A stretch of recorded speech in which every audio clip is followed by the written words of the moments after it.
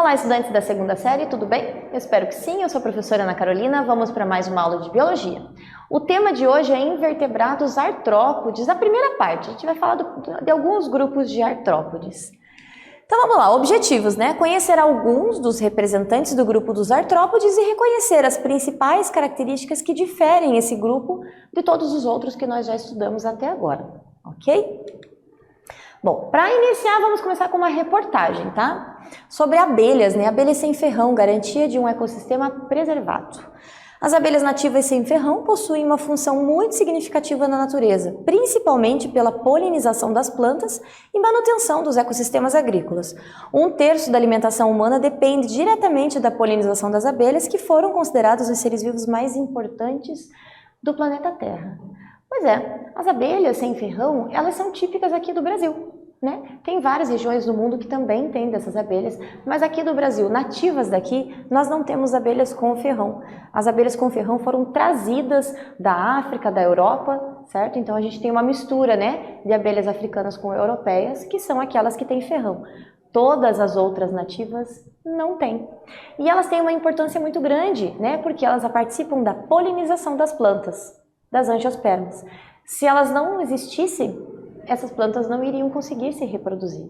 E as plantas não se reproduzindo, a gente tem um problema grande em toda uma cadeia alimentar, todo um ecossistema é afetado, certo? A poluição vem afetando essas abelhas, né? O desmatamento afeta o ciclo, né, das abelhas. Então tem vários fatores aí que vão afetar. Além, né, dessa disputa por alimento das abelhas que não são nativas, né, que estão bem integradas aqui com as abelhas nativas, ok? Que há uma disputa também pelo alimento, certo? Bom, vamos para um questionamento então, né? Você já aprendeu sobre alguns grupos de invertebrados e viu que alguns causam doenças em humanos, né? Outros são bioindicadores. Já refletiu sobre a importância desses animais tão pequenos? Dentre os grupos de invertebrados, qual será o mais numeroso do planeta? Pois é, muitas vezes a gente fica se perguntando, né, por que aquele pernilongo existe, né? Será que ele só existe para picar a gente, para se alimentar do nosso sangue? E aquelas mosquinhas, para que elas existem, né? Só para ficar sobrevoando e pisando nos nossos alimentos, né? Pois é, na verdade assim, os animais em si, todos os seres vivos, a gente acaba reconhecendo a importância deles baseado no que, coisas que a gente quer, né, com relação aos seres humanos. Mas os seres vivos não estão aqui para ter uma importância para nós, eles têm uma importância no ambiente em que vivem, né? Então todos estamos inseridos numa teia alimentar gigantesca. Então sim, todos os seres vivos têm a sua importância ecológica no seu ambiente inserido, né? E o grupo mais numeroso de animais do planeta está nesse grupo dos artrópodes que a gente vai falar hoje, ok? Que é justamente esse que inclui abelhas, que inclui moscas e vários outros animais, ok? Bom, quem são os artrópodes, né? Artrópodes pode significar patas, né? Pés, pernas, né? Pernas articuladas ou patas articuladas. Isso quer dizer que ele consegue fazer este movimento, como na imagem ali da formiguinha, né? Então, artros significa articulado, pô dos pés, né? É o maior grupo de animais, tá? Tem a simetria bilateral, que é aquela que você corta no meio, tem duas partes iguais, tá? São triblásticos com os 3 folhetos embrionários, tá? Protostômios, isso quer dizer que a boca começa a se desenvolver antes, certo? E são celomados também, né? Tem aquela cavidade completa com celoma, ok? Além disso, eles têm um exoesqueleto de quitina. Então é justamente por isso que o corpo é articulado, né? Eles têm um esqueleto que é por fora do corpo, né? Formado de quitina, por isso o exoesqueleto, é o esqueleto por fora, ok? É por isso que quando a gente pisa na barata, por exemplo, faz aquele crack. É porque está quebrando o exoesqueleto da barata, ok? Esse exoesqueleto, né, ele permite a sustentação do corpo deste ser vivo, tá? Evita a perda de água para o ambiente, então é uma proteção para este ser vivo. Participa, né, de mudas ou equidízes, né, que é aquele período em que o animal ele precisa trocar esse exoesqueleto. Então ele não cresce junto com o bicho. Toda vez que ele precisa crescer, ele vai trocar esse exoesqueleto. Como na imagem ali a cigarra está trocando de exoesqueleto, tá? E também há uma redução de celoma, né, daquela cavidade interna, justamente para que ele possa passar ali, né, por essa casquinha, tá? Toda vez que ela passa por essa muda ecdise, que é o caso aqui da cigarra, por exemplo, nessa imagem, esse animal, ele fica mais suscetível, né, às intempéries, ele fica mais vulnerável. É por isso que normalmente a gente não encontra esses animais por aí sem o exoesqueleto, eles ficam escondidos, tá? Porque eles estão mais vulneráveis, mais suscetíveis. Com o tempo, eles secretam, produzem um novo exoesqueleto e a partir do momento que ele está produzido, está feito, aí sim ele pode voltar à vida normal, ok? Até que chegue um novo momento em que ele precise crescer novamente. Como aqui no gráfico. Então aqui nós temos o tamanho e o tempo, né? Um vertebrado, ele vai crescendo constantemente. Já um artrópode, ele tem momentos de pausa, né? Então ele cresceu um pouquinho, ele nasceu, cresceu um pouquinho, aí acontece a muda, que a gente chama de ecdise, que é o período de crescimento. Daí ela cresce um pouquinho, fica um tempo sem crescer. Novamente, quando precisa crescer, vai fazer a muda novamente, tá? Não é algo que acontece entre outros animais, tá? Isso é exclusivo dos artrópodes. Eles têm um sistema nervoso que é ganglionar, ou seja, formado por vários gânglios, né? Tem um processo de cefalização formando ali a cabeça, certo? Possuem algumas espécies, né? Alguns grupos possuem antenas, né? Essas antenas são sensitivas, conseguem perceber o ambiente e ajudar na localização. Esses pelos sensitivos por todo o corpo, inclusive nas antenas, tá? Além de olhos e ocelos, ok? Vamos para a primeira atividade, então. Artrópodes, em geral, procuram se esconder durante o período de muda ou exoesqueleto. Por que será que eles têm esse comportamento? E aqui nós temos um GIF, né, da cigarra no momento em que ela está saindo do exoesqueleto dela, né? Esse exoesqueleto a gente consegue ver preso nas árvores, né? Ela deixa ele ali. Pensa um pouquinho, eu já volto com a resposta.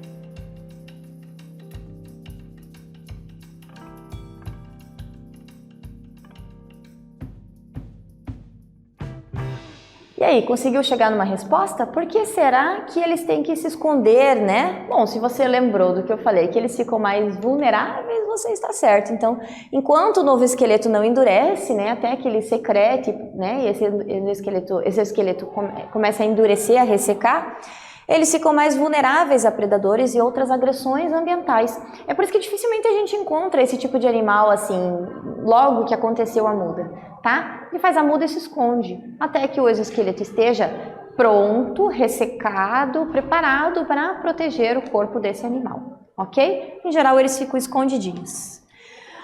Agora, sobre a digestão, né? Esses animais, esses do grupo dos artrópodes, têm, né, um processo de digestão bem diferente entre os grupos, tá? Então, por exemplo, existe a digestão extracelular e extracorpórea, né, de alguns animais. Isso quer dizer que eles, por exemplo, né, no caso das aranhas, né, elas secretam ali uma substância quando elas, né, conseguem capturar o alimento, secretam uma substância que vai, né, começar a desfazer o corpo do animalzinho e assim, né, ele vai começar a digestão. Ok? Essa digestão acontece fora do corpo, certo? Então, no caso das aranhas. Algumas espécies são carnívoras, outras são herbívoras, tá? Carnívoros, aqueles que se alimentam de carne, herbívoros de plantas. Ali nós temos um gif de um louva-a-Deus se alimentando de uma mosca, tá? Com relação à circulação, o sistema circulatório é diferente dos anelídeos, por exemplo, porque é aberto. Isso quer dizer que o sangue ele entra em contato, né? Ele sai dos vasos sanguíneos e passa por entre os órgãos, tá? E daí volta para os vasos sanguíneos de novo. Esse sangue a gente chama de hemolinfa, né? Então aqui nós temos o coração, né? As artérias, então tem as lacunas por onde o sangue passa para depois voltar aqui para as artérias até que o coração bombeie novamente, tá? Então aqui nós temos o gafanhoto mostrando ali como é que acontece, né? Toda a circulação, tá? O coração é tubular, é como se fosse um tubo, tá? E esse sangue ele passa por entre os órgãos também, ele não fica restrito aos vasos sanguíneos. O sistema respiratório, né, tem 3 tipos, então pode ser através de brânquias, né, no caso dos crustáceos, principalmente aqueles que vão para a água, tá? Traqueias, no caso de insetos, e algumas aranhas, né, elas possuem pulmões foliáceos, que parecem folhas, né? Tá aqui, ó, ok? Que parecem folhas, esses pulmões. A excreção tem 3 formas, tá? Os insetos têm os túbulos de Malpighi, tá? Que são tubinhos que vão levar essas excretas para fora do corpo. As aranhas têm as glândulas coxais, né? Que ficam nas coxas, né? Nas pernas, né? Das aranhas, tá? E os crustáceos têm as glândulas verdes que ficam próximo aqui da cabeça, certo? Tem ao longo do corpo também, mas principalmente próximo da cabeça, que daí vai liberar essas excretas, que são aquelas substâncias que são nocivas, né? Que o artrópode não está utilizando. Ok? Com relação à reprodução, eles são dioicos, ou seja, né, tem a troca de gametas, né, entre macho e fêmea. A fecundação é interna, tá? E o desenvolvimento pode ser tanto indireto quanto direto, depende de cada espécie, ok? Lembrando que indireto é aquele quando o filhote nasce diferente dos pais, e o direto é quando é igual, tá? Então aqui entre os tipos de desenvolvimento, né, a gente chama de ametábulo, aquele que é direto, ou seja, o filhotinho nasce igual ao adulto. Por exemplo, aquela traça de livros, tá? Hemimetábulo, ou seja, indireto, mas por alguma característica ou outra, por exemplo, a presença de asas, né, é a metamorfose incompleta. A ninfa, né, dos gafanhotos, por exemplo, não tem asas desenvolvidas. É por isso que a gente diz que o desenvolvimento é indireto, é um pouquinho diferente. Já o holometábulo, o desenvolvimento indireto total, né? Então, o filhote nasce completamente diferente do adulto. Por exemplo, borboletas, mariposas que vão sofrer a metamorfose, né? Então, ela nasce como larva, passa pelo período de pupa, até que nasce a borboleta ou a mariposa, né? Conforme está mostrando ali no GIF, que está saindo uma borboleta de dentro do casulo, ok? Vamos para a segunda atividade, então. Dentro do estudo dos invertebrados, o filo artrópoda merece atenção especial por possuir o maior número de espécies do reino animal, agrupando mais de 800 mil exemplares habitantes das mais diversas regiões do globo terrestre. Qual teria sido o principal fator que permitiu com que o filo artrópoda se tornasse o mais diversificado do planeta? Então, eu já comecei essa aula falando que dentro desse grupo, né, a gente tem lá a maior quantidade de seres vivos no planeta, mas por que será? O que será que tem no corpo desses seres vivos que permitiu justamente isso? Pensa um pouquinho e eu já volto com a resposta.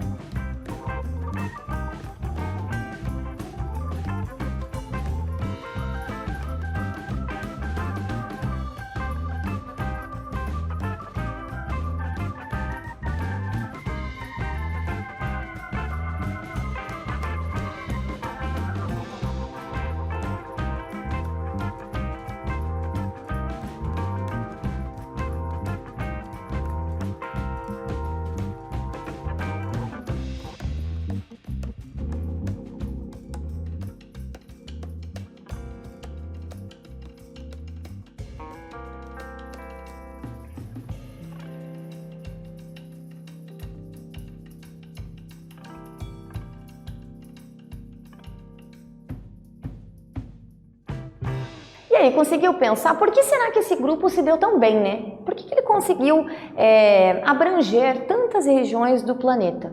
Se você pensou que é por conta do exoesqueleto que protege o corpo deles, você está certo. Então, sim, a presença do exoesqueleto que permitiu, né, que os artrópodes conquistassem os mais diferentes ambientes. Então, protege o corpo do animal contra ressecamento, né, por conta do sol, alguns tipos de choques mecânicos, né? E essa carapaça articulada fornece um ponto de apoio para os músculos, tá? Permitindo com que o indivíduo se movimente de forma mais eficaz, ok? Então, esse é o motivo que esse grupo conseguiu, né, se dar tão bem em diversas localidades do planeta. A gente consegue, né, encontrar artrópodes em quase todos os ambientes do planeta, certo? E vamos para um desafio, né? Quem sou eu? Tenho um par de asas adaptado que recobre asas funcionais. Minha cor não chama atenção. Meus presentes para minhas parceiras são inusitados e mal cheirosos. Sou muito bom com o controle biológico de pragas. Olha só, esse é um animal deste grupo dos artrópodes, né? Ele tem um par de asas, né, adaptado que recobre umas asas funcionais, ou seja, ele voa, tá? A cor não chama atenção, ou seja, é uma cor mais neutra, tá? Os presentes para as parceiras são inusitados. E aí? Consegue descobrir que animal é esse? Pensa um pouquinho e eu já volto com a resposta.